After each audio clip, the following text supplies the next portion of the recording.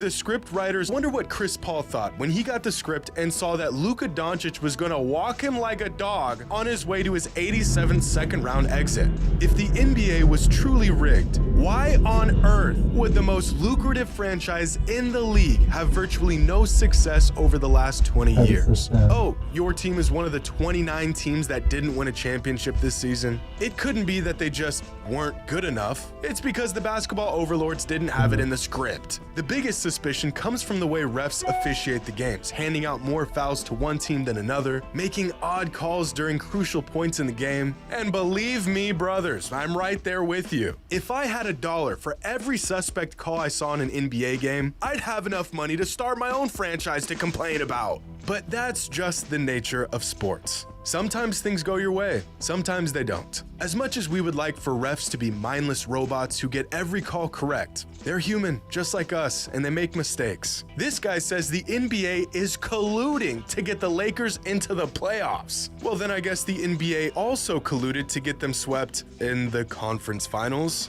I know it's tough to watch your team lose, but of all the excuses we can make as fans, can we please stop resorting to this one? This is a bad take. Now, this next take comes from my man Bill Simmons, who had this to say about this year's Nuggets team. This Nuggets team is the best team I've seen in person in 5 years, since the 2018 Warriors. Not just better, but really probably beats anybody the last 4 years. Now, when I first heard this, I thought that can't be true, but it actually might be. Of course, there's no way to know for sure, but going back through the last 8 teams to make the NBA Finals, the 2023 Nuggets do look like possibly the best team. Now, this is all just an opinion, but I think this year's Nuggets team would have beaten the 2022 Celtics and Warriors. They would have beaten the 2021 Suns and the 2020 Heat, and they would have probably taken down the 2019 Raptors. The two teams that I think are debatable are the 2020 Lakers and the 2021 Bucks. But if we look at some postseason metrics from these teams, the Nuggets are on pace to being the best team since the 2019 Warriors. In the moment, it may not feel like it, but this Nuggets team is incredible. They beat a loaded Suns team that had the most lethal two-man offensive game in the NBA. They swept a Lakers team that beat the defending champs, and they've done it all in historic fashion. The 2023 Nuggets may just be the best team since the 2019 Warriors. The eye test backs this up, and the stats do as well. Now, this next take comes from a fan who says that if the Heat become the first team to win a championship as an 8 seed, it automatically becomes the greatest playoff run in NBA history. Well, let's look at some of the greatest, or rather improbable, playoff runs throughout the league's history. The 2011 Mavericks are considered by many to have the greatest playoff run of any team. As a 3 seed, the Mavs beat a 48-win Blazers team. They beat the reigning champions in the Lakers and Kobe Bryant. They beat a young 55-win Thunder team, but most importantly, they beat the Miami Heat and their Big Three in 6 games. A series in which everyone and their mother thought Miami was going to win. But one of the most overlooked runs was back in 1995 when the Houston Rockets won an NBA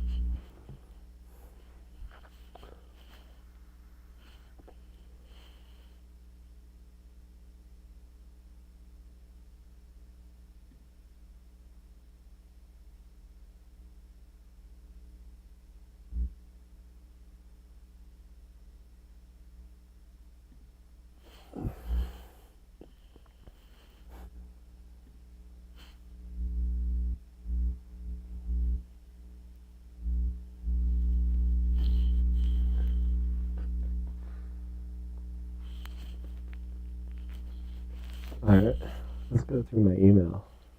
See if I got rejections.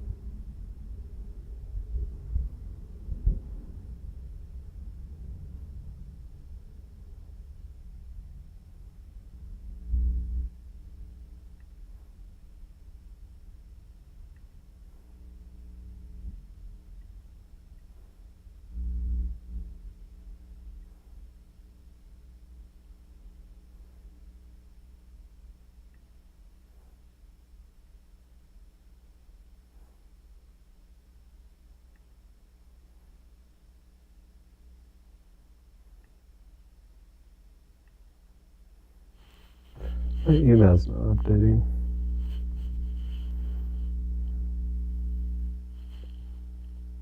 Oh, hey, someone's watching. I feel like Cole is it you? If you're just a random person, I sent this link out to all my friends so they can watch me while I try and apply to jobs.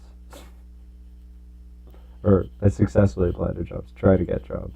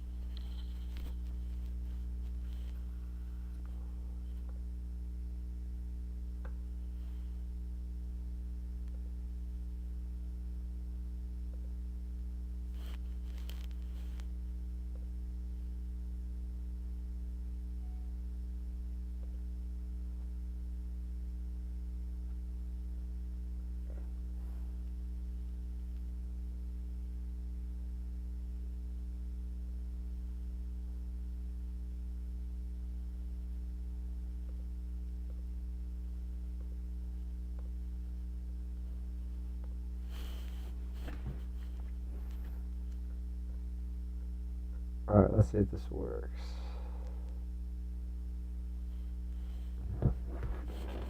One of these has to be a rejection.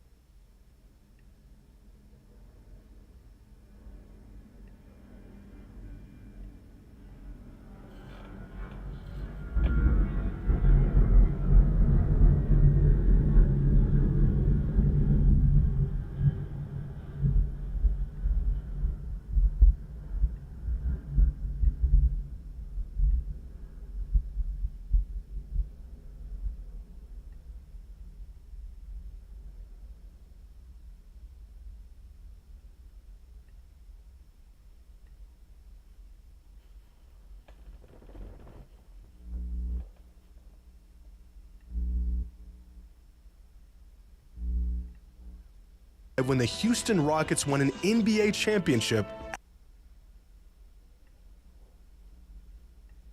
as a 6th seed, currently the lowest seed to ever win a title. If some of y'all aren't familiar with this playoff run, it's almost hard to believe what this team pulled off. because on their way to a championship that postseason, Houston beat a 60-win Jazz team with Malone and Stockton, a 59-win Suns team with 2 All-Stars in Charles Barkley and Dan Marley, a 62-win Spurs team featuring the league MVP and David Robinson, and a 57-win Magic team with Shaq and Penny. A few years ago, I made a video on the most difficult championships ever won, and the Rockets title in 1995 was ranked number 1. In fact, if we add up the total amount of regular season wins from all the teams the Rockets beat that postseason, we get a whopping 238 wins. Compare that with the 2011 Mavericks and this year's Heat, as well as some other metrics, and it's clear that the Rockets had a much more difficult path to a championship. But the 95 Rockets did have a solid squad surrounding Hakeem, with players like Clyde Drexler, Vernon Maxwell, Kenny Smith, Sam Cassell. This was a good team. The 2023 Heat, however, have absolutely no business even being in the finals. It's literally Jimmy, Bam, and the undraftables. Even the Mavericks in 2011 are a criminally underrated team. They were the 3 seed going into the playoffs with 57 wins. They had an awesome core of players, and they were easily one of the best teams in the league that season. They just had to make it past the heavy favorite to win it all. This year's Heat team was never favored in the postseason. From the very first series, they were expected to get sent home, and 2 of their core players have virtually sat the entire playoffs. So between the 1995 Rockets and the 2023 Heat, it's close. The Rockets had a more difficult path, but the Heat were expected to have absolutely no chance at all. You could make a great argument that if the Heat win a championship this year, it would be the greatest playoff run in NBA history. And so this is a good take. And our last take comes from the legend himself, Mike Breen. During Game 1 of the NBA Finals, Breen had a take about Nikola Jokic that some people didn't really appreciate. And one of those people was in the booth with it. You marvel at his complete game. He passes like magic, he rebounds like Moses, shoots like Dirk. Rebounds like Moses? Are you Moses Malone? I know. You want to check yourself? Now, Mike Breen has watched a lot of basketball. He knows the game, and as much as this take seems like a reach, is it really? Breen says that Jokic shoots like Dirk, which is about the highest praise a big man can get, and the numbers support this. Well, kind of. On short jumpers, Jokic is historically efficient. Both Dirk and Jokic are equally as deadly with their long jumpers, and Dirk is a noticeably better three-point shooter. But there's context missing here, because Nikola Jokic only shoots 39% of his shots from outside 10 feet, whereas Dirk shot a whopping 77% of his shots from outside 10 feet. As efficient as the Joker is, Dirk is the gold standard for a shooting big. Breen also said Jokic passes the ball like magic.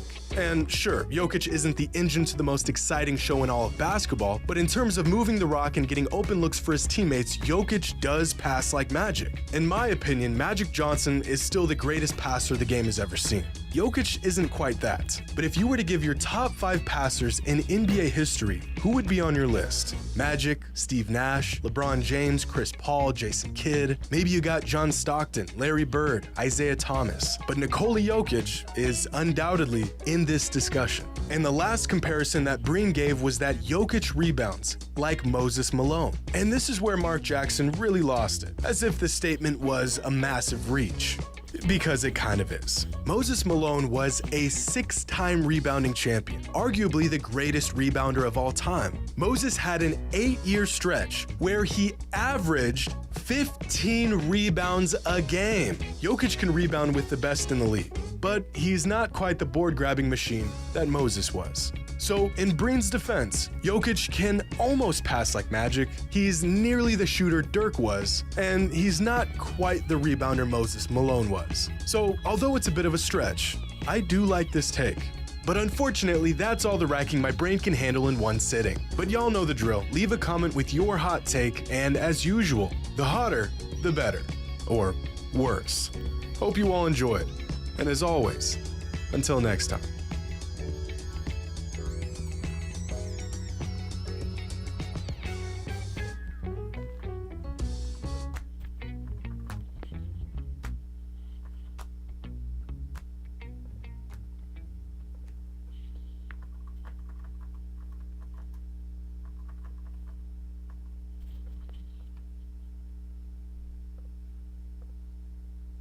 My brothers, we are in the midst of a civil war. The age-old debate of past versus present has reached critical mass, and sides have been taken.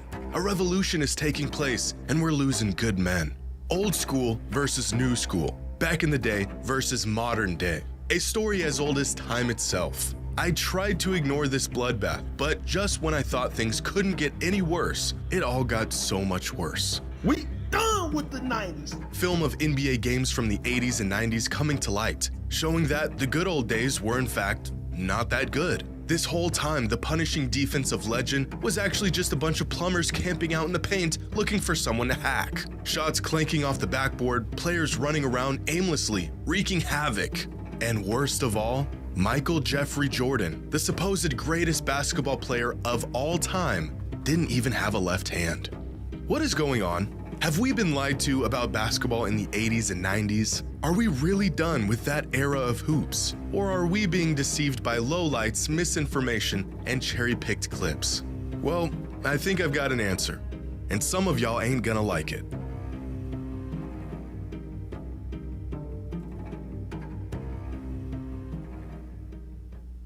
Today's video is sponsored by SeatGeek. The NBA season is in full swing, the MLB season is just around the corner, your favorite artists are on tour, and y'all are gonna need some tickets. Now you guys have used my promo code so much that SeatGeek wanted to hook you up with a new promo and a new special offer, and it's the best one yet. For the rest of the season, everyone who uses code Jimmy10 will get 10% off any tickets on SeatGeek. Whether you're new to the app or you've been using it for years like me, code Jimmy10 is good for 10% off any order on SeatGeek. Just get into the app, find the best tickets for you by using their color-coded seating map, punch in the promo code, and you're done. Take advantage of this deal while it's still around. Download the SeatGeek app and use code Jimmy10 for 10% off any order.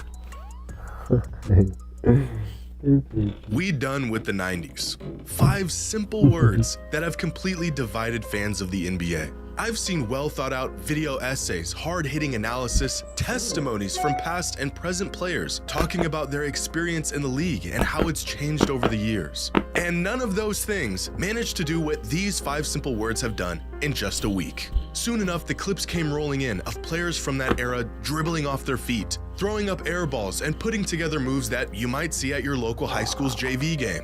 So, for whatever it's worth, here is my long-winded take on this whole discussion.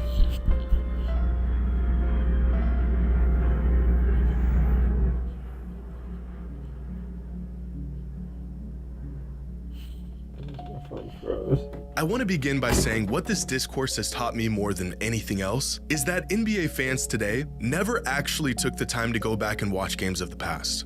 Brothers, I have been harping on this for years, begging for fans of the game, whether you are new or have been watching for years, to just go back and watch full games. Not highlights, not clips, full-length games of eras from the past. And after seeing this discussion devolve into where it is today, it is clear to me that most people never take the time. I'm seeing countless fans have this sort of awakening as they're watching films of these old games as if the footage was buried or lost, and it's finally being unearthed for the world to see. It's been right here on YouTube for the past 15 years. You mean to tell me the same fans who chime in with a full-blown thesis on the GOAT debate never spared the time to even watch the games they were referring to? I guess that does explain a lot. Now, I'd like to think I'm somewhere in the middle on this whole discussion. I have said on multiple occasions that players in today's NBA are simply more skilled than players of the past, which has resulted in bigger stat lines and higher point totals than ever before. It's not the defense that has gotten worse, it's the offense that has gotten better. You know, that whole spiel. But I also have an appreciation for the greats that came before and how incredible some players of past eras were. In fact, I almost feel like I'm hallucinating seeing this 90s basketball slander campaign unfold in front of my eyes. It feels like everyone's perception on the age-old debate changed literally overnight. I know that's not the case, but after seeing all of this play out, it sure feels that way.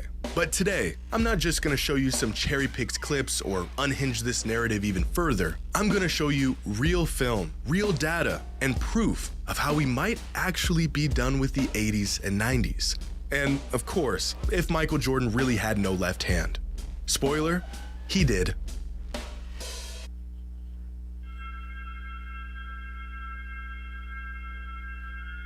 Now, I have been an advocate for the modern players are better than players of the past movement for quite some time now. In fact, as crazy as it is for younger fans to say Michael Jordan was trash, it's just as absurd for older fans to say the game hasn't evolved and gotten better over the last 30 years. Because that's all this debate really is. Young fans versus old fans, or fans that watched this versus fans that are watching this. But objectively, players today are much better than they were in the 80s and even the 90s. Specifically, the lower end of the talent pool in the NBA today is vastly better than it was in the past. I think great players would be great in any era, but with the spacing, the shot making, the emphasis on offense as opposed to defense has made the depth across the NBA today just way ahead of where it was in the 80s and the 90s. There was, without exaggeration, guys in the NBA throughout the 80s and 90s that were on NBA rosters just to accumulate fouls and sit in the paint and be big. Some of these players were offensively inept, and that was okay because their role was not to create offense. But in today's NBA, where offense reigns supreme, there is no room for these players. Now, you could and should go back and watch film of games, not highlights, from this era and see just how limited the skill sets of some of these players were. The shot making, for the most part, was limited to set jumpers, slashers coming downhill for layups, and big men trying to muscle their way to a bucket down low in the midst of what appears to be a wrestling match. Catch a player off guard with the double team, and they immediately pick up their dribble. Simple things like guards turning their back to the basket 20 feet out instead of creating space off the dribble. Even players looking down at the ball while trying to get out on a fast break was very common in this era. And these aren't lowlights or cherry-picked incidences. This is just what the game looked like 35 years ago. But even without film, nearly every metric suggests modern players are more capable of players in the past. Free throw percentage was worse, three-point percentage was worse, turnover percentage was higher, they used to shoot more free throws but still ended up with far less points. Now, this is not to say that this era of hoops was trash. That's just disingenuous and flat out wrong. These were the best players in the world at the time. It was just simply not as good as what it is today. But maybe there's another layer to this that needs to be factored in to really understand why these players were not as skilled as the players of today.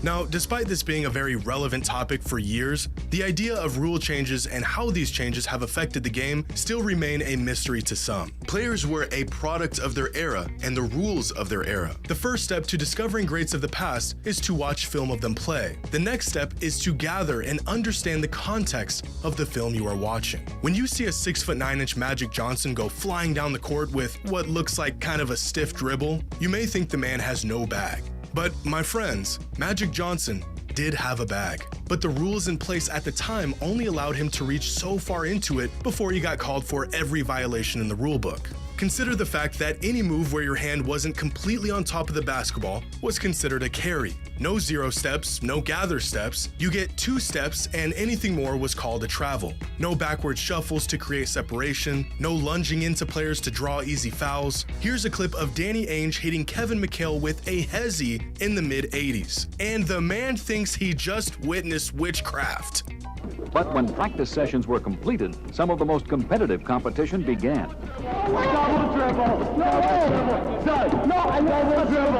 Double dribble! He needs to! Here's some more clips of players getting called for travels and carries doing moves that are very typical and allowed in 2024. 90% of the moves you see today, the very method most players generate their offense, would be called for some sort of violation 40 or 30 or even 20 years ago. And this isn't just some cop-out or excuse as to why these players of the past weren't doing this stuff. The rule changes are real, documented pieces of NBA history. You can literally look them up. The game got looser, players grew up and shaped their game around these looser rules, and now they have free reign to let their basketball bag run wild.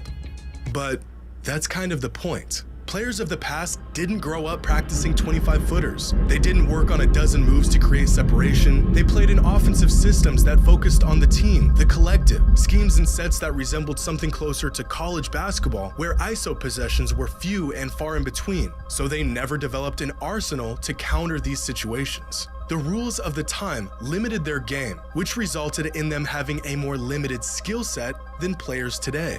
If Larry Bird grew up with a three-point line, he might have been the greatest long-range shooter ever, but he didn't. And as a result, he didn't shoot a lot of threes and he wasn't as efficient as the best shooters today. We can sit here and assume these players of the past might be as capable as players today if they were playing under the same rules and conditions, but they didn't. And I don't think we should assume that. The fact is, they played in a different time and they became a product of that time. But that's not to say the game was trash back then, or that the superstars of these eras couldn't compete in today's league.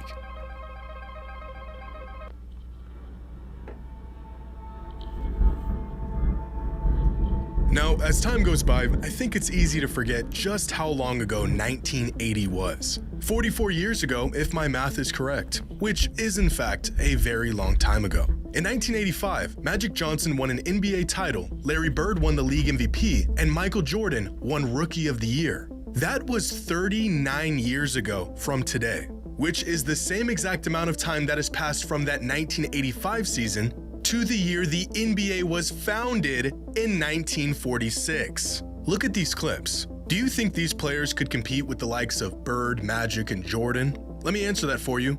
No. But take the best players of the 80s and 90s, and could they compete in today's league?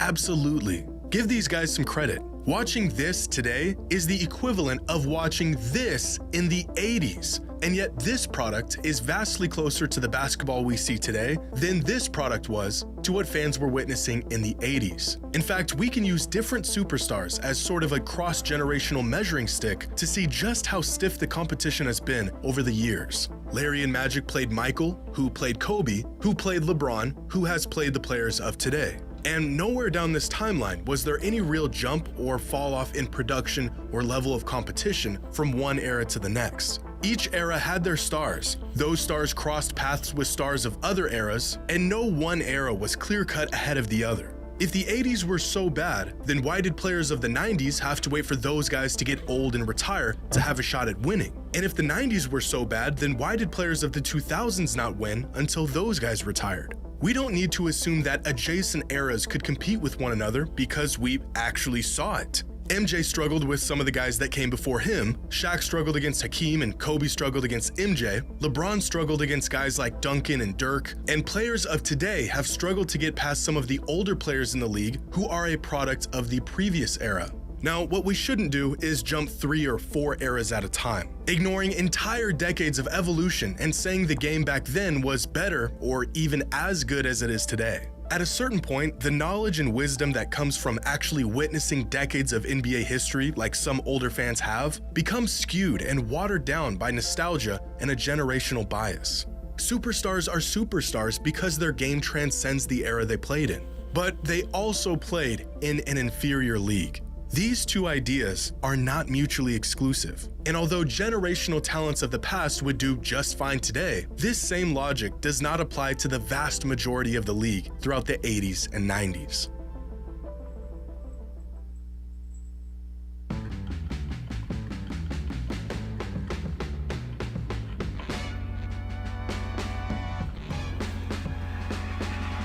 So if the 80s were inferior to today's league and the 90s were inferior as well, when did the NBA become not trash? Well, it depends on how you look at it. Ironically, I think there's a pretty clear distinction to the skill set of players before Michael Jordan hit his peak and after. For example, the early 90s and late 90s, although being in the same decade, were massively different in play style and skill set. Think for a second about the fact that Magic Johnson was still in his prime in the early 90s and Allen Iverson was entering his prime in the late 90s. In less than 10 years, basketball became a massively different game. By the late 90s, the players who grew up watching Jordan fly through the air and slice up defenses were in the league and were reshaping the role that perimeter players played. Guys like Kobe Bryant, Allen Iverson, Ray Allen, Stephon Marbury, Grant Hill, Tracy McGrady, Vince Carter. All these guys came into the league around the same time and were products of what they saw MJ do throughout his career. Players with a skill set that more closely resembles what we see today than it did to the skill sets of players of the 80s and even early 90s. This is where I think most fans might make the distinction of when the league really took a leap, not in competitiveness, but rather play style. You can go back and watch these guys play, and it's not too different than watching an NBA game today. Or you can point to the shift in play style that happened in the late 2010s, after Steph Curry redefined what makes a great championship caliber player, and the league adjusted to this new three-point heavy, perimeter-focused style of basketball. Similar to Jordan, the kids who watched what Steph was doing in the mid-2010s emulated that style of play, tailored their games to it, and are now in the league doing things that only Steph could do a decade ago. So if we're done with the 80s and 90s, where can we look back and no longer apply this era tax on these players? I think most fans would agree that the turn of the century is where the modern era of hyper-skilled players began. You can say objectively that this era was not trash, and most players of this generation would do just fine in today's league. But if that is the case, then modern NBA fans are holding a ticking time bomb, and they might not even know it.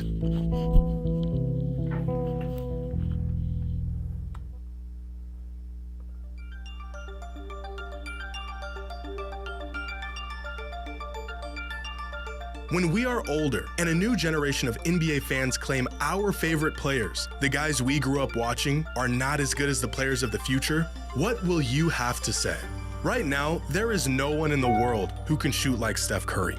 But inevitably, there will be. And eventually, there will be many players who can shoot like him. His records will fall, his percentages won't look as good through the lens of 2040, and although his legacy will be cemented, his actual game will be put into question. And based on the arguments I'm hearing today on why past players were trash, we will have nothing to say that will change their minds. We know that Curry was the first to do what he's doing. He is a pioneer of the modern NBA. We have context to back up our claims. But if we aren't willing to hear older fans out today, what makes us think younger fans will hear us out in the future? Mark my words. There will be a day when young fans will go back, watch film of LeBron, and say he couldn't compete with players of the future. In fact, it's already happening. Fans saying he has no bag. Younger players putting up bigger numbers than he ever did. Skill sets a bit deeper with games that look more polished. It's all fun and games now to crack jokes about past eras. But our day will come too, and it ain't gonna be pretty. But Giannis could only run and dunk. Your era was trash. Y'all had a dude who couldn't get 2 feet off the ground running the whole league. You can scramble to pull up clips and show the numbers, but their minds will already be made up. This is why I think it is so important to have genuine, thought-out discourse about the game if you're truly a fan of it. But to all of the older fans out there, you kinda started this whole thing. For years, we heard y'all badmouth modern players, saying the league is soft, players today couldn't compete back then. Back in my day, real men played the game. Y'all cannot be mad that some fans are done with the 80s and 90s when y'all never even gave modern basketball a chance. Sure, a lot of fans never took the time to go back and watch the greats of the past, but let's be honest for a second. Older fans don't watch games today. They catch a stray clip on Facebook of LeBron flopping, and like an echo chamber of disgruntled old men, they just start firing away in the comments, agreeing with one another. Y'all asked for this. I've been watching the NBA since the mid-2000s. Kobe, D-Wade, McGrady, Iverson, Shaq, Nash, those were my guys. But I can acknowledge those greats and say they were incredible while also acknowledging that that version of the NBA as a whole was not as refined or as good as it is today. Now, will I be able to make that distinction in 20 years when some snot-nosed brat tells me my glorious king was trash? I'm not so sure.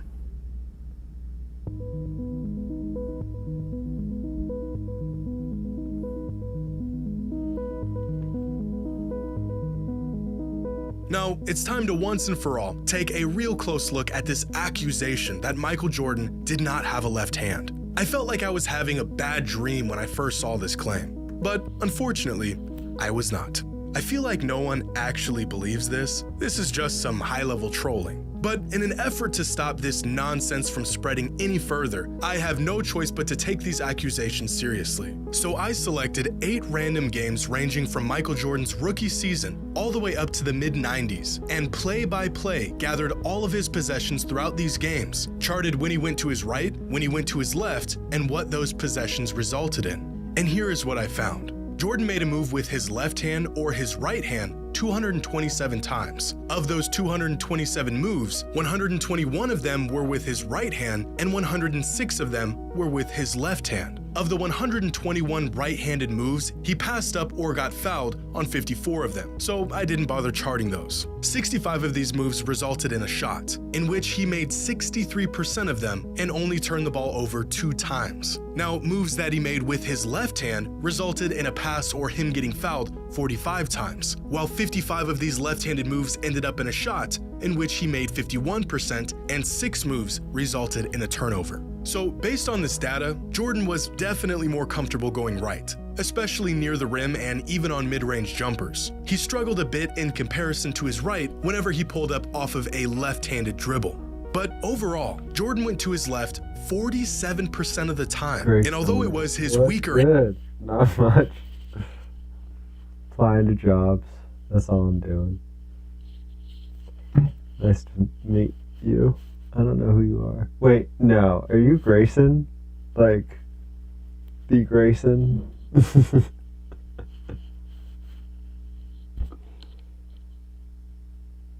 Tell Cole what's up.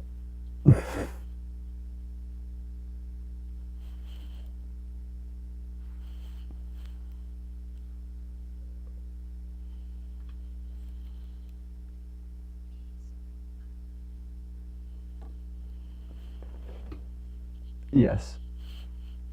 More broke than I'd like to be.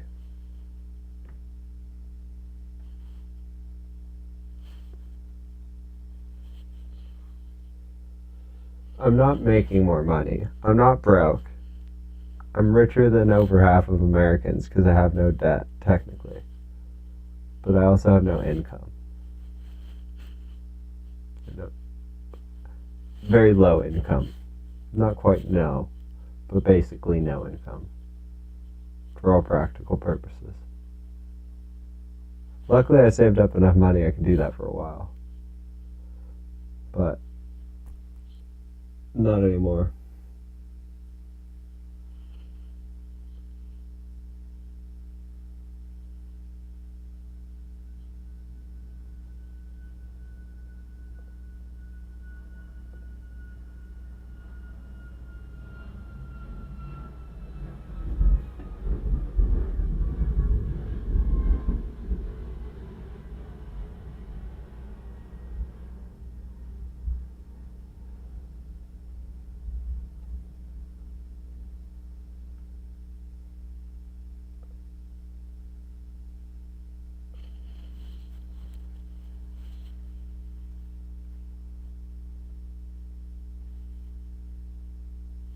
Yeah, I'm pretty broke.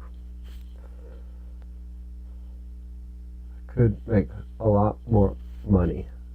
Like, I just need a company to try and get their money worth out of me, if that makes sense.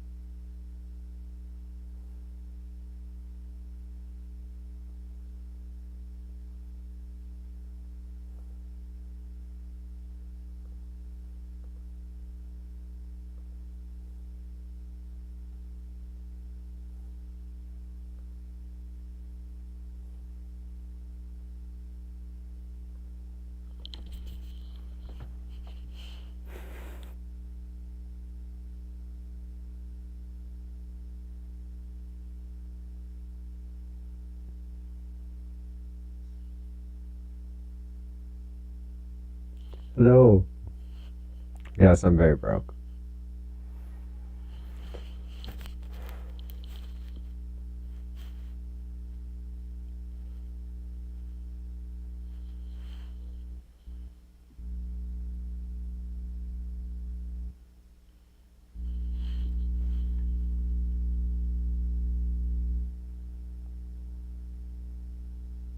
Hello, hello, Lydia Rose.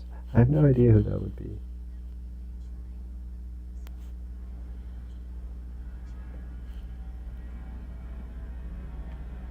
I mean, this is like my 4th stream. I'm not getting too ahead of myself.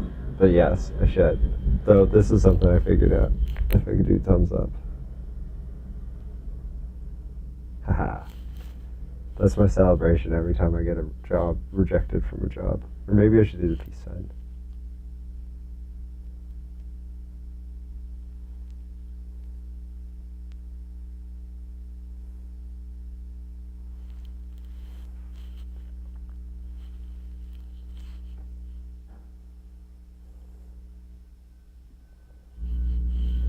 I appreciate the recommendation though. Would not hurt.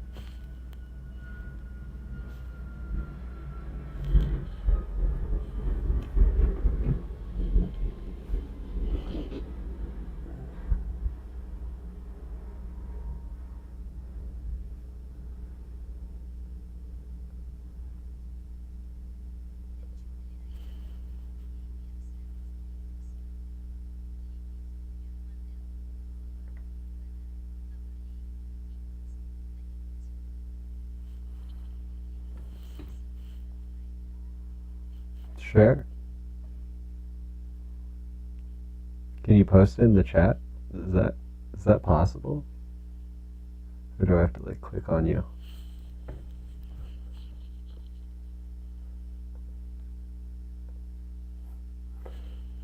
The idea for this is my friends can look at me and make sure I'm applying to jobs.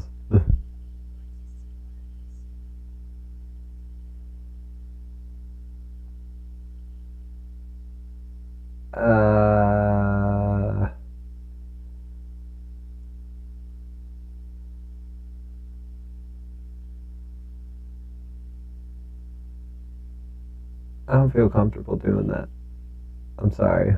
I don't feel comfortable giving it out to like a stranger.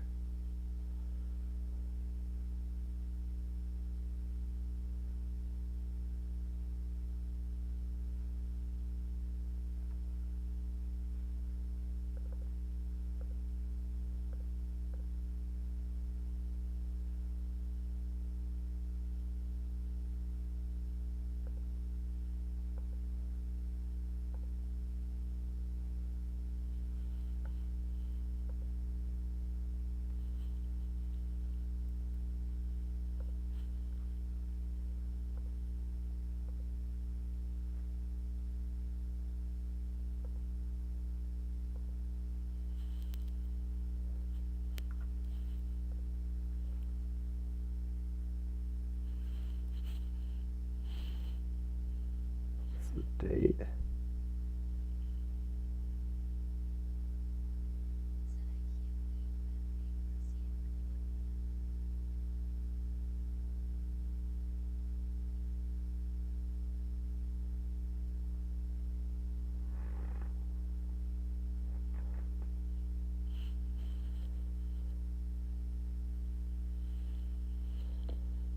What's my bio? I don't even know what my bio is.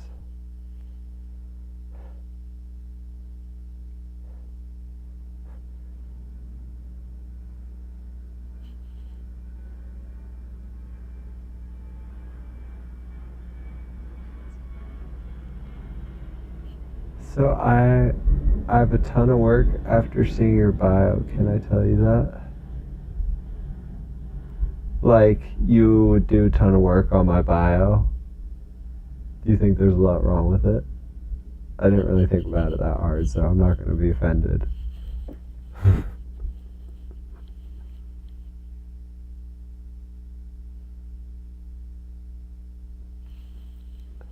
You got work for me?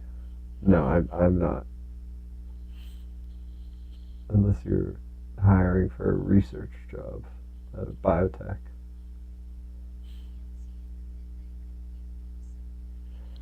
Oh, you can give me some work? All right. If you, I don't know what I could do for you.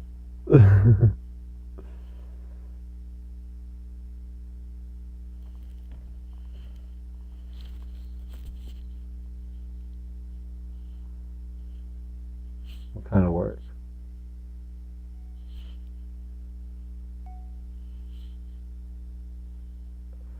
Ooh, also, another job applied to. I gotta write that down.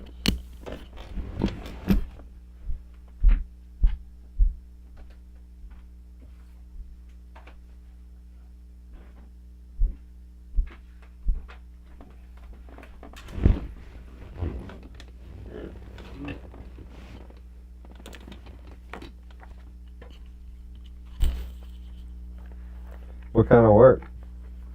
I work for you as a streamer.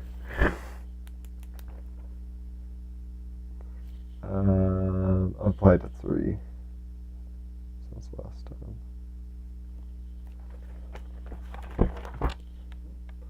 Starting that second line.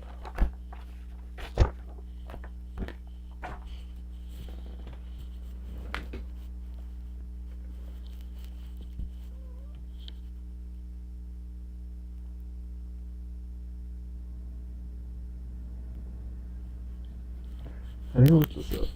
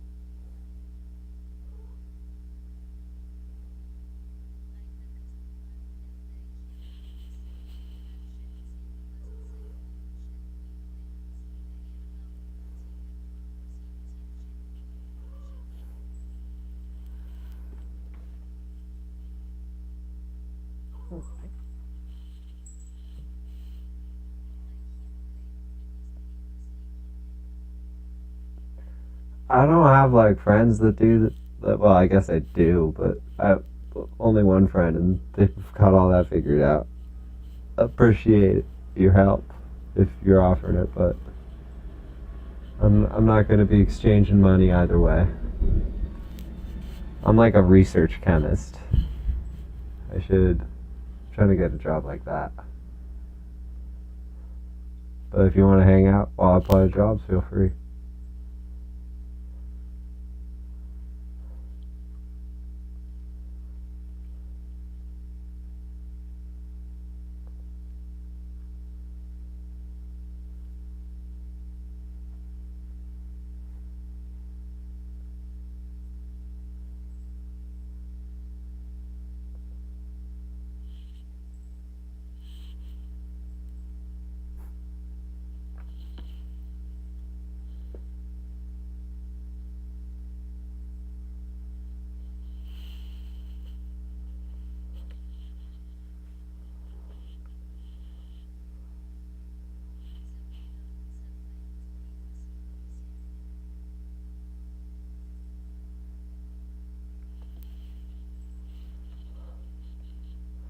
So you also find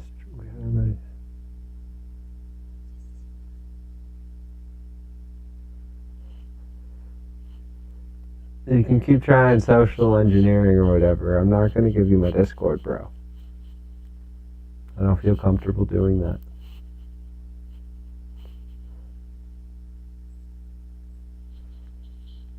I haven't done the research. I don't know if this is a scam or not, but I don't feel like giving out my personal information.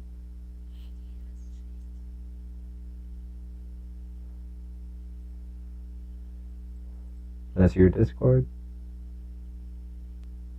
I guess that's less sketchy.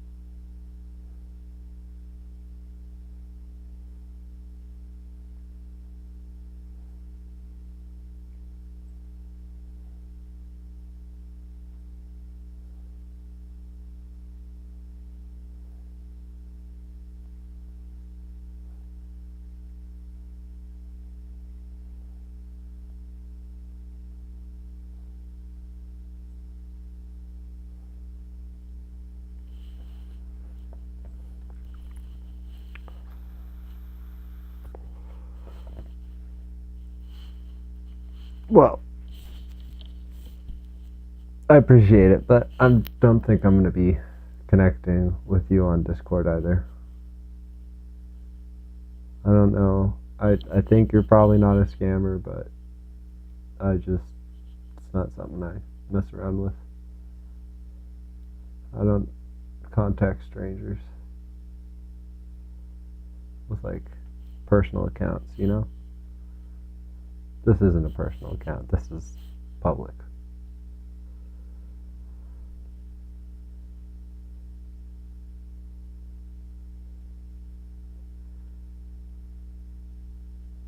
I'll follow you on Instagram.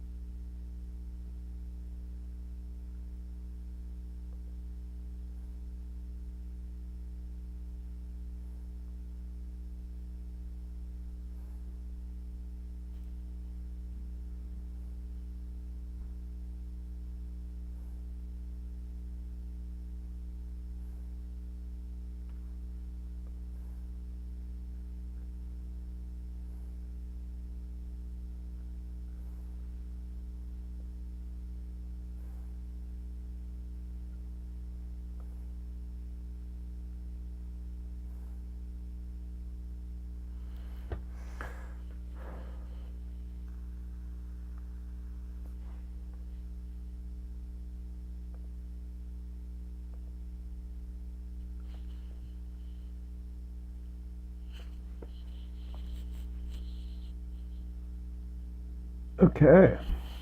That's better.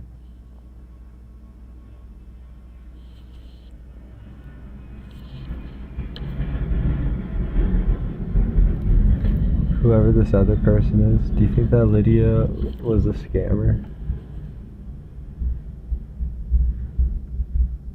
I just don't trust anyone trying to get my info that hard, especially a stranger. Sketchy. You know?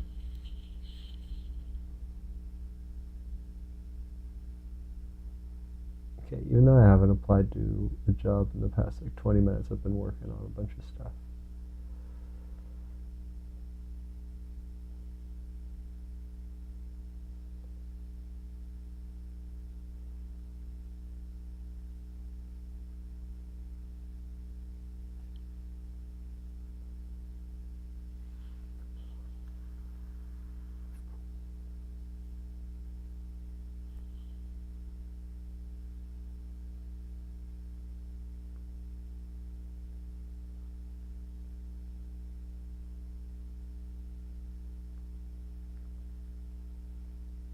No way to apply to this.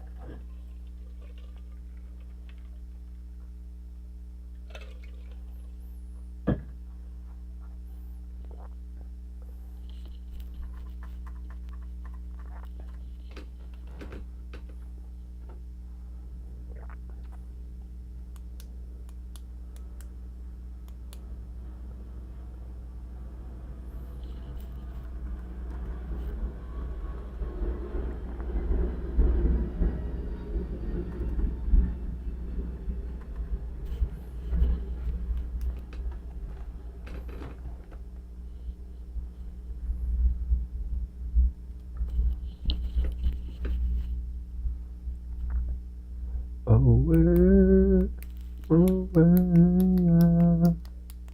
away, away.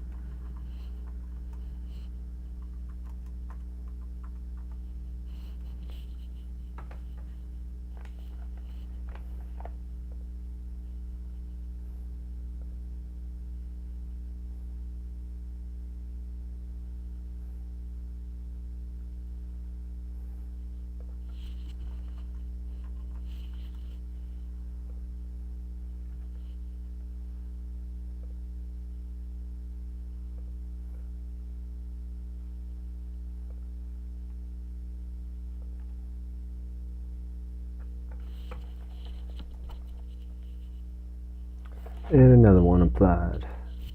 And another one applied. And another job applied too. Hey, I'm gonna apply to you. Please give me a job. Boom, boom, boom. Please give me a job. I really want a job. 'Cause I wanna move out and I want an income and I really want a job. Boom, boom, please do you. I really just want a job. Okay, I'm done. Sorry.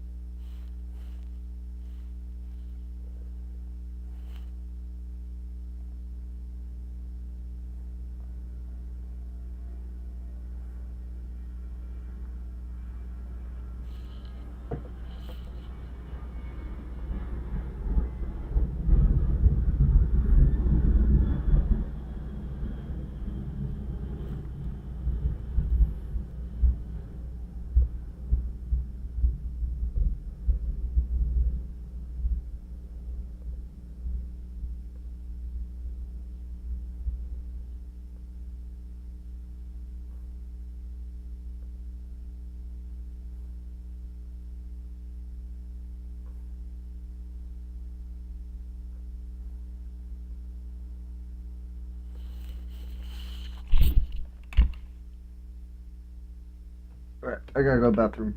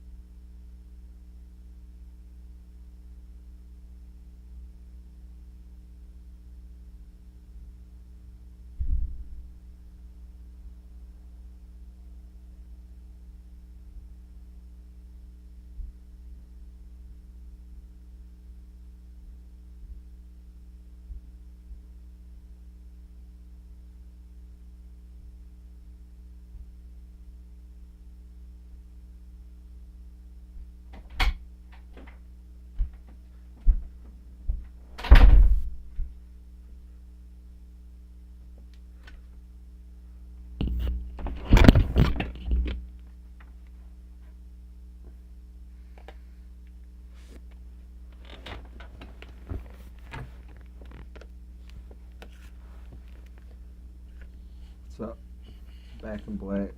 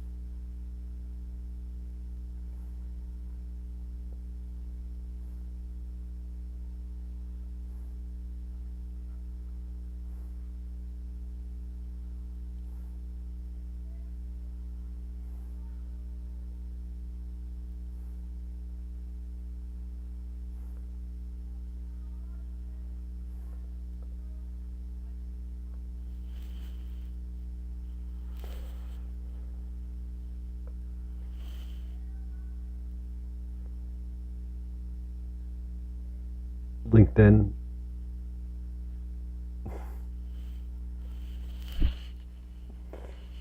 Final Spartan. Is this Andy?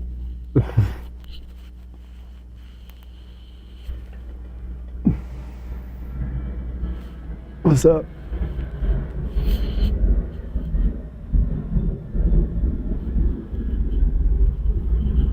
How's it going? Yeah, I'm just applying to jobs. This is what I've got so far.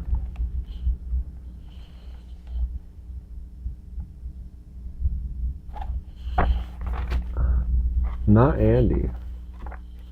Sorry, I have a friend who's Are you one of my friends? Do I know who you are? Or are you just a stranger?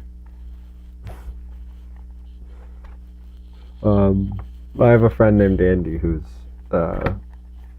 account is always like Spartan Assassin.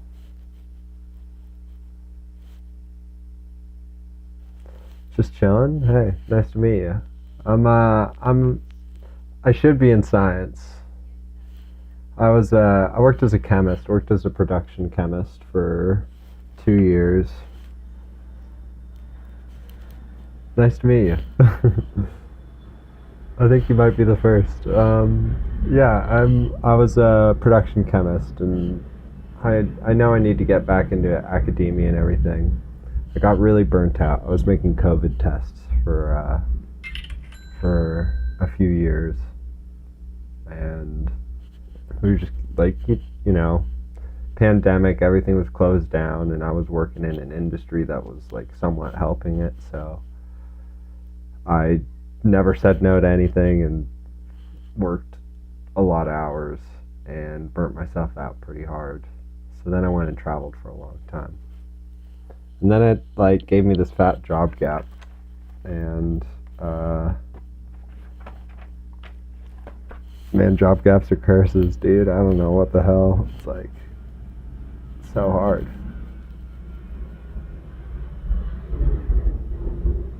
But I'm figuring it's like, all right. I also like haven't been good at applying to jobs throughout most of the time. It's like the feeling of rejection.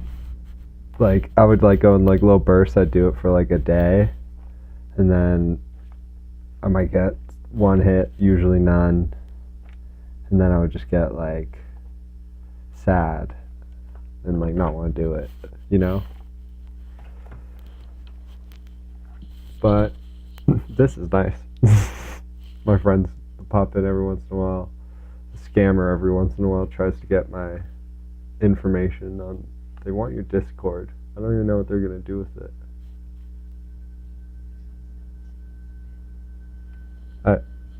I appreciate that. Thank you.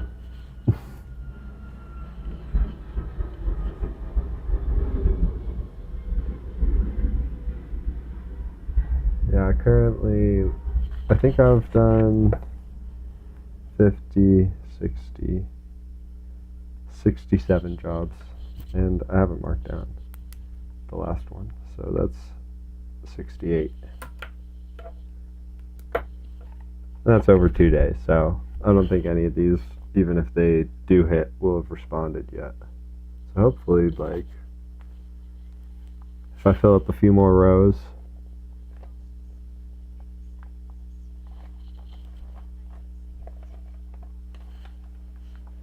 really any lab technician role. I mean, my main problem in my last role too was like I felt underutilized, and my dumbass was like, "Oh, I'm such a hot commodity. I'm just gonna quit, and then someone else will pick me up." And it's like I have skills, but I just have a bachelor's degree, like and I did some research work too when I was in school, but it's like it seems like an industry that wants you to have more. But yeah, just any role. I mean, mostly like biochemistry. I'm not really looking for specifically chemistry. I'm expecting to get something in biochemistry related. Honestly, the more challenging, the better. My problem is that if I don't get too challenged, then I like tune out a bit. Like, I had this weird inverse problem in college where the easier a class was, the worse I'd do at it. And if a class was really hard, I'd get like an A+, because I'd be like, I don't know how to do this. I gotta like actually like try and learn it. Whereas other classes, I would just like, oh, I already understand this. I'm not gonna do the homework. And so I just want a hard job. I want the hardest job I can get, if that makes sense. Hopefully with pay, you know, reflecting that. But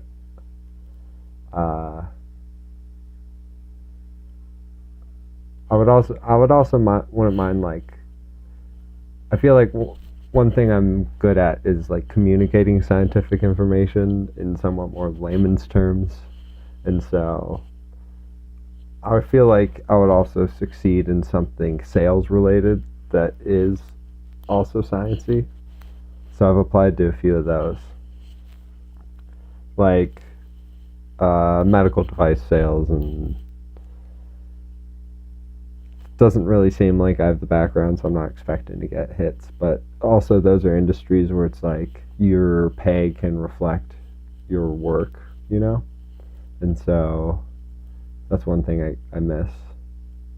At the end of the day, I just need a job, go back, get a job, start working for like a few months, and then start looking into some certification or graduate program. Master's probably. I don't really want to get a PhD. I don't have the time commitment for that. For the patients. Maybe I would. There's something in the sciences where you can get a PhD, and they usually pay you for your PhD because you're basically like a researcher. And then if you quit before you get your PhD and you've like obviously gotten far enough, they'll like they don't want to leave you empty-handed. I think it mostly reflects bad on them if it's like, okay, you spent like 4 years there and he doesn't have anything to show for it, so they give you a master's.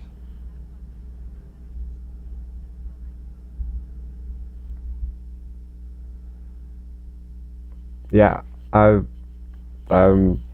looking into going back to school.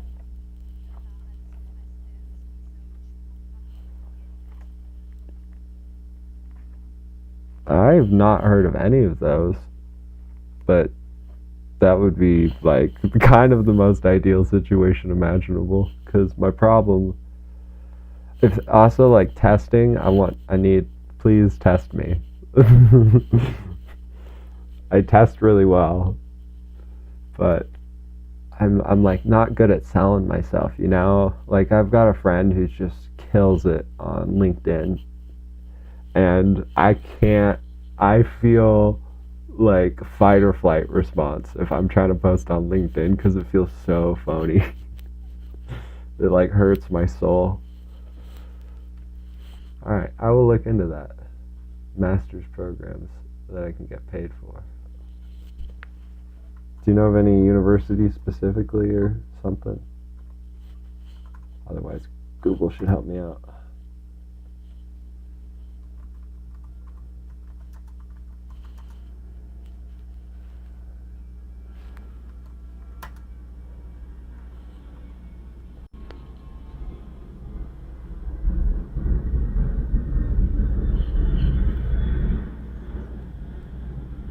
Ooh, Canada. I like Toronto.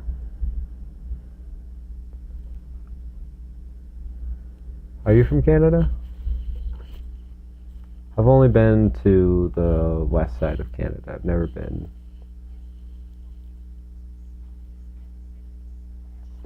Oh, hell yeah. Very cool. Yeah, I just like need to get back into science. Greetings from San Diego. I'm about as south as you get, and they still speak English as like the main language. Though San Diego is like pretty close to 50-50. I really fucked up by not knowing more Spanish.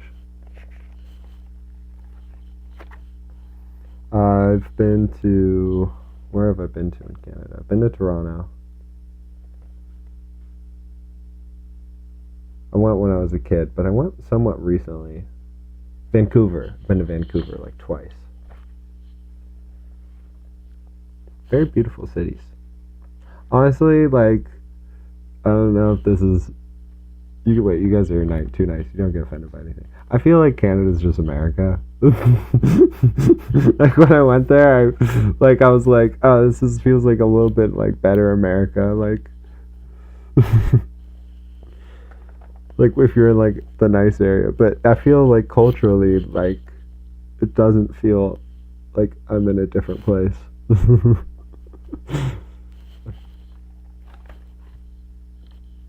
Like, can we just like become the same country?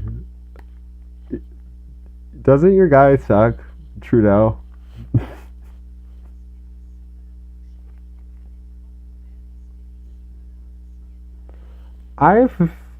Maybe it was the time of year I went there, because I was there in the summer, and I'm usually been to Seattle in like not summertime.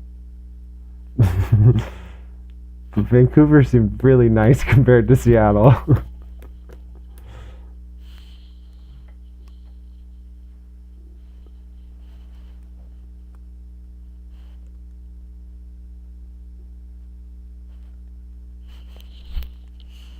Okay, yeah, I'm looking this up and it looks like you're right.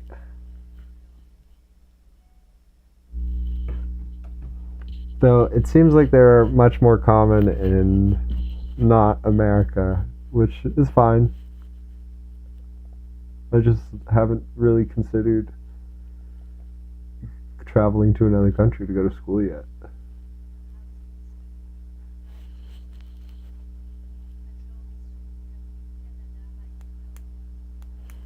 Dude, I got the same. We have the same problem. I think rent, like a single bedroom apartment, is like $2,000 to $3,000. $2,000's like the cheap one. $3,000 is like average. 4 is like not uncommon for a single fucking bedroom. And then you have like a living space. You probably have a personal bathroom and a separate bathroom, a kitchen. Damn, yeah.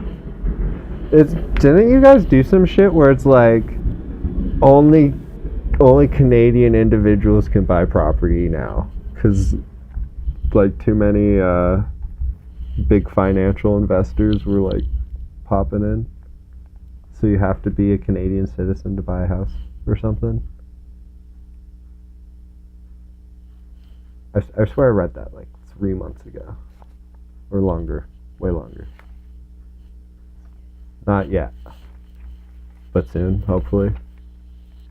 That actually kind of sounds sick. I would not mind if the only people that could own houses were people that lived in them.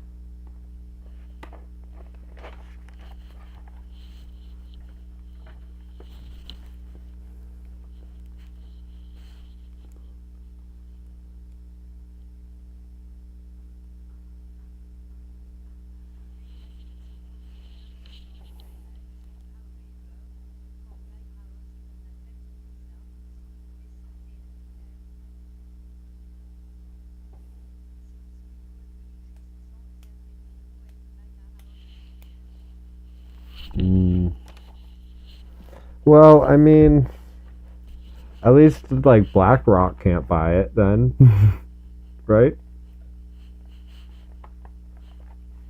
I feel like that's the problem over here. You get like big financial groups. Like, yeah, it's just, I don't think I'm ever gonna own a home. Corporations can still buy. What's the point of it then? Wait, you see, I'm actually not even supporting this now. Like, that I'm upset.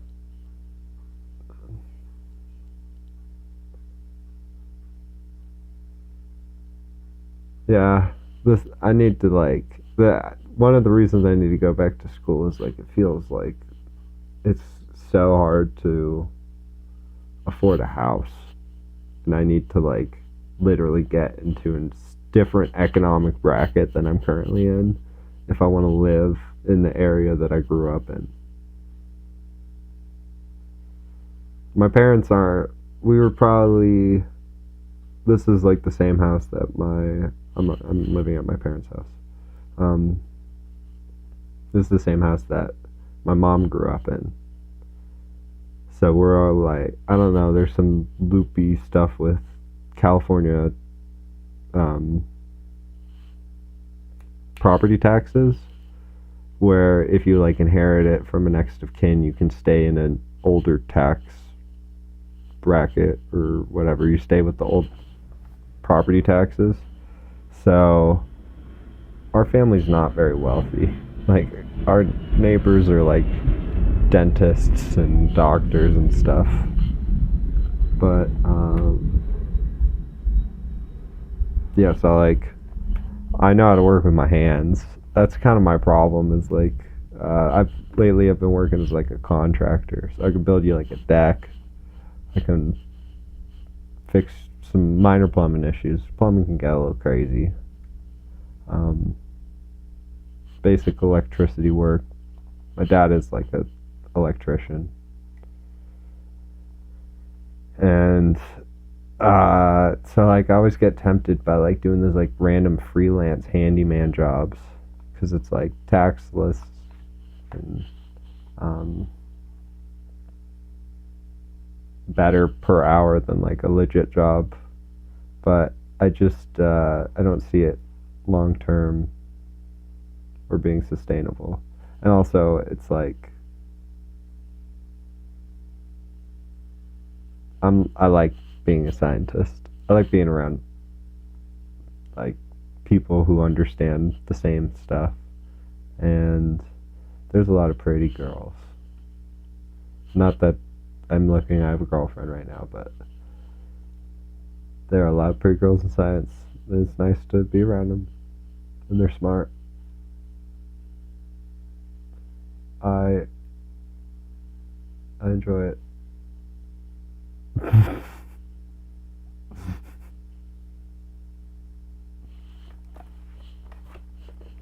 And they're like way better than us. Like, oh dude, we're so screwed.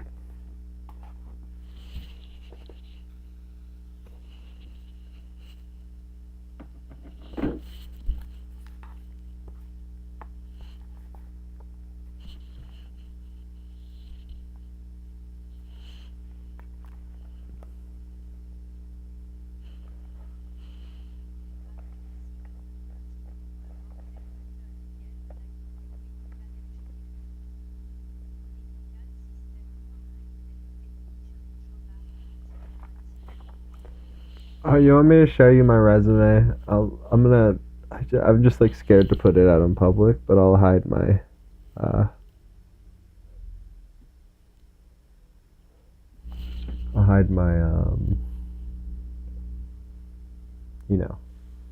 address and whatnot.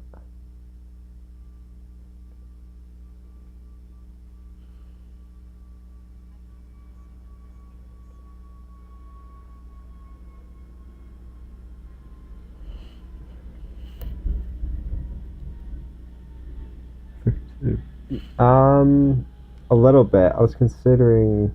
See, it's like I consider all these options, but it's like it's the illusion of choice. You know, it's like I feel like I literally have the capability of doing damn near anything, but I only have the life to like do one thing. And right now, all right, this is what. Well, there's the start.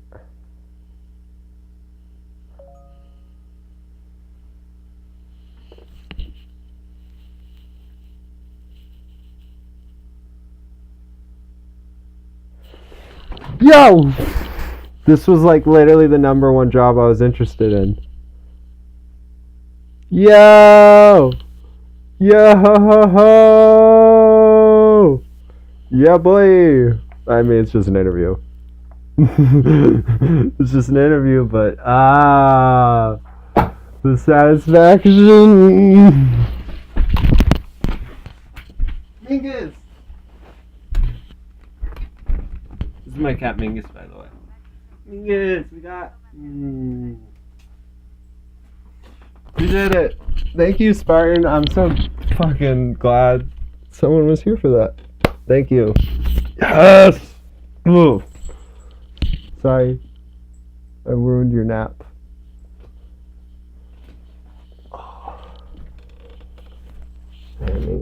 I rescued her. She had an eye infection and she was a little kitten and she would have died, so she owes me her life. And she acts like it. 'Cause she's such a perfect kitten. Fuck yes! Okay, I gotta respond to that.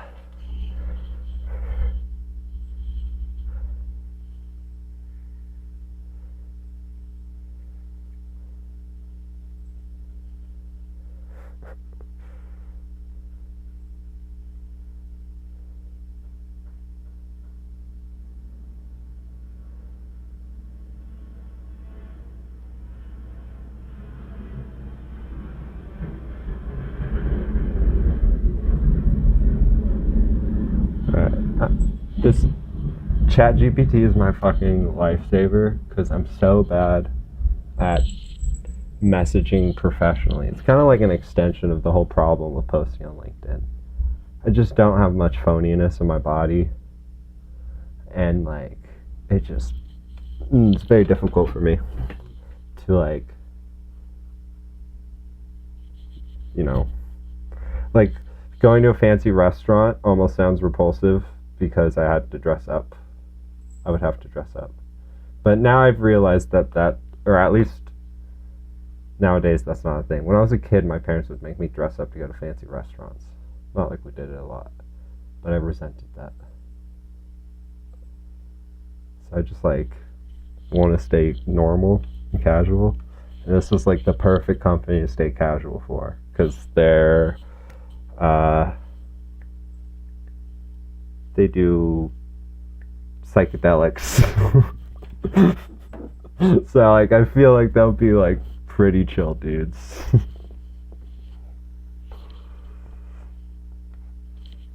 I don't do psychedelics, but like I'm as a chemist and someone, I feel like most chemists are like relatively chill with drugs.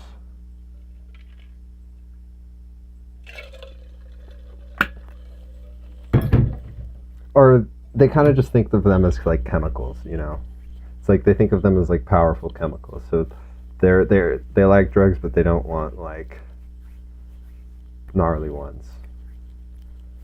But I feel like so many chemistry people are like, oh yeah, I'm gonna do MDMA at the festival.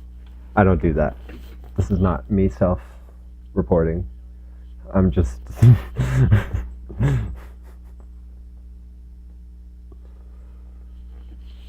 Alright. I gotta make this formal.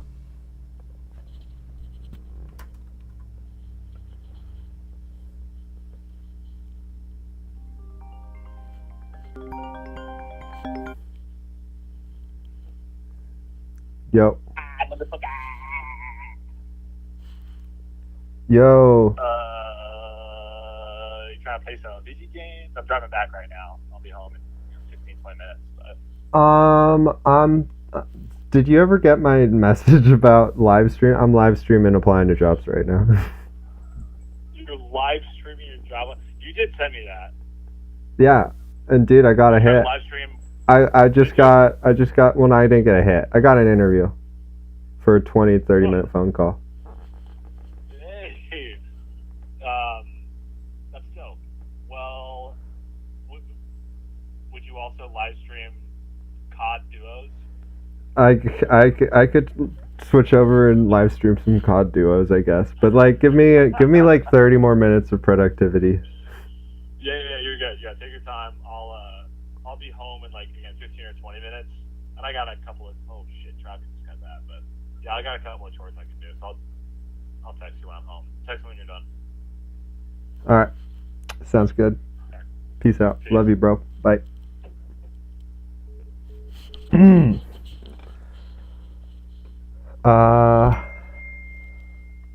He texted me, I love you too.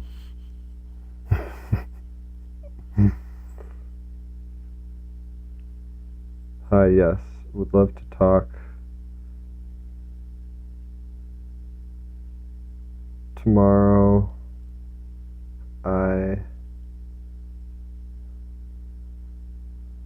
what time? What time's a good time? What's like a time where it's like, it makes it seem like I'm like busy but not too busy? I'm overthinking it.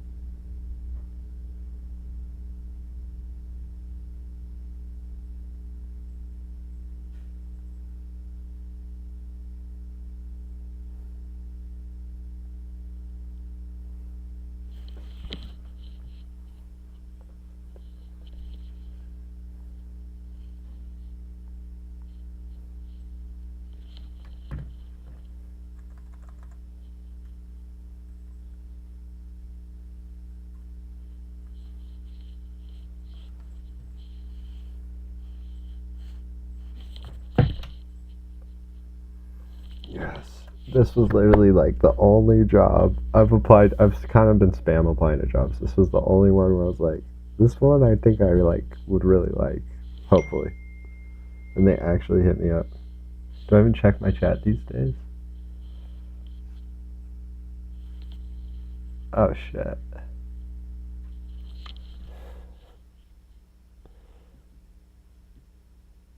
I'm dual streaming. I've never figured this out. I got my friend replying in YouTube now. Dude, yes. Thank you, Spartan. Final Spartan. You don't need a weapon. You were enough.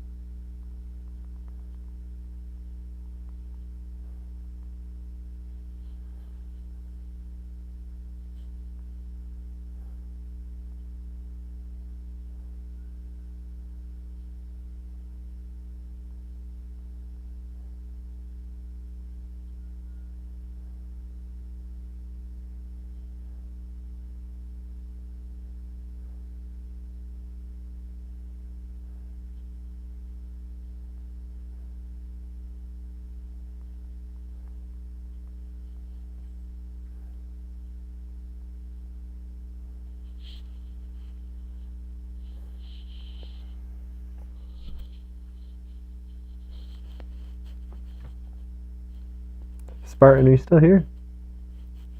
Sorry, I haven't been entertaining. I've been trying to come up with a message for scheduling the interview. I know it's some basic shit.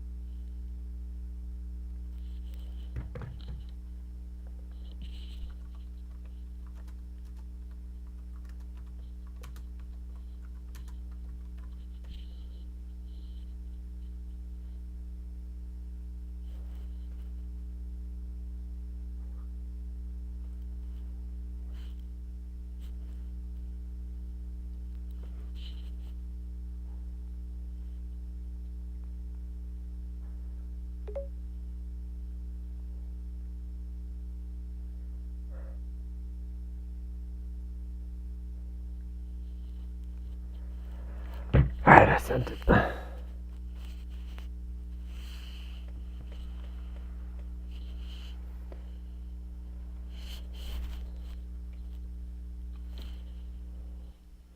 Jesse, I don't know if you're still here, but I see you now.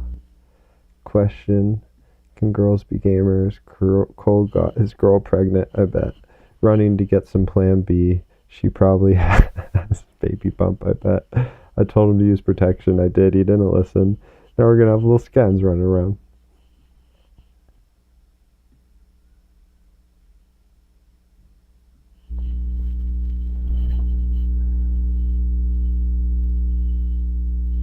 Sweet. Perfect.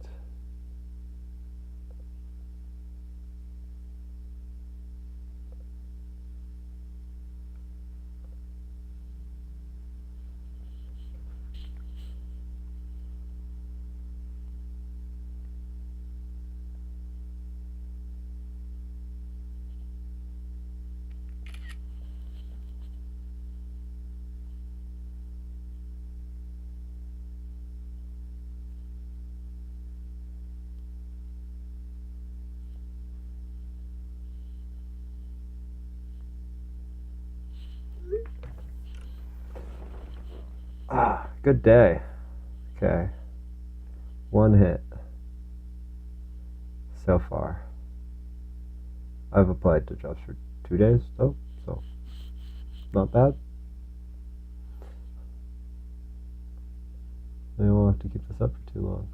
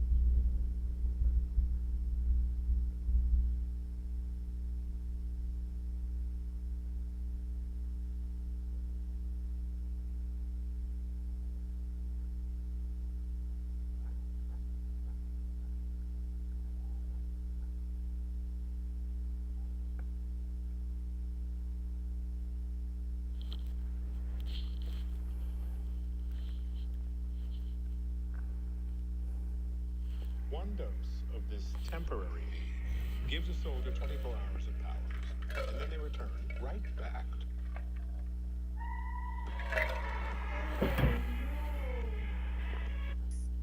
I see dead people. Lovely boy. What do you want? Man has a thirst. Man does not drink for a day and a night. We could make a friend. You mind if I take a shot at the landing? No, I mean it. I'm looking.